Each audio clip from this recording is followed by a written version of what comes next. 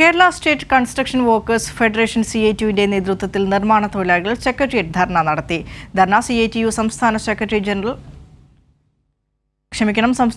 General secretary Elamaram Kareem MP ഉദ്ഘാടനം ചെയ്തു. നൂറുകണക്കിന് തൊഴിലാളികൾ സമരത്തിൽ അണിനിരന്നു. തൊഴിലാളികളുടെ ആനുകൂല്യങ്ങളും പെൻഷനും കുടിശ്ശിക തീർത്ത് നൽകുക, സെസ് പിരിവ് തദ്ദേശ സ്ഥാപനങ്ങൾ വഴിയാക്കി ഊർജിതപ്പെടുത്തുക, സെസ് കുടിശ്ശിക പൂർണ്ണമായും പിരിച്ചെടുക്കുക, ക്ഷേമനിധിക്ക് സർക്കാർ സഹായം നൽകുക, പെൻഷൻ ബാധ്യത സർക്കാർ ഏറ്റെടുക്കുക എന്നീ ആവശ്യങ്ങൾ ഉന്നയിച്ചാണ് കേരള സ്റ്റേറ്റ് കൺസ്ട്രക്ഷൻ വർക്കേഴ്സ് ഫെഡറേഷന്റെ നേതൃത്വത്തിൽ സെക്രട്ടേറിയറ്റ് ധർണ നടത്തിയത്.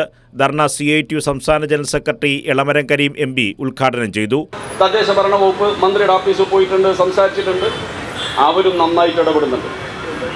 ആ ഇടപെടലിൻ്റെ ഭാഗമായി വളരെ സന്തോഷകരമായ ഒരു കാര്യം എനിക്ക് നിങ്ങളോട് പറയാനുള്ളത്, നിങ്ങളുടെ ഇന്നത്തെ സമരവും കൂടി വന്ന പശ്ചാത്തലത്തിൽ അടുത്ത ആഴ്ച മുതൽ ഈ സോഫ്റ്റ്വെയർ മുഖേന കലക്ഷൻ നടത്തുമെന്ന് തദ്ദേശ ഭരണ വകുപ്പ് മന്ത്രിയുടെ ഓഫീസ് ഇന്ന് രാവിലെ എനിക്ക് ഉറപ്പ് നൽകിയിട്ടുണ്ട്. ഇപ്പോൾ തൊഴിലാളികളുടെ പ്രശ്നം പറഞ്ഞാൽ മനസ്സിലാകുന്ന ഗവൺമെന്റാണ്.